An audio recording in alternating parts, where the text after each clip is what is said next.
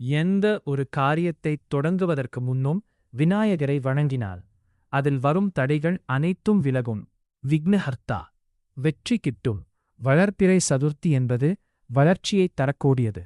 தொழில், படிப்பு அல்லது புதிய முயற்சிகளில் வெற்றி கிடைக்க இந்த விரதம் உதவும். மன அமைதி விநாயகர் வழிபாட்டால் குழப்பங்கள் நீங்கி மனத்தெளிவு பிறக்கும். வழிபாடு முறை: காலையில் எழுந்து குளித்துவிட்டு பூஜை அறையை சுத்தம் செய்யவும்.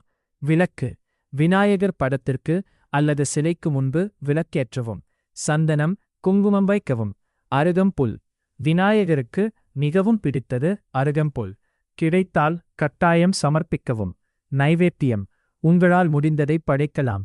சிறப்பானது மோதகம், கொழுக்கட்டை, அவல், பொரி அல்லது வாழைப்பழம். எளிமையாக வெற்றிலை பாக்கு, பழம் வைத்தாலும் போதும். விரதம்: நாள் முழுவதும் உணவு உண்ணாமல் இருப்பது சிறப்பு.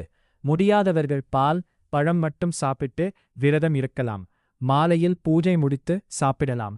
சொல்ல வேண்டிய எளிய மந்திரம்: பூஜையின் போது இந்த மந்திரத்தை 9 அல்லது 108 முறை சொல்லுங்கள். ஓம் கம் கணபதையே நமஹ.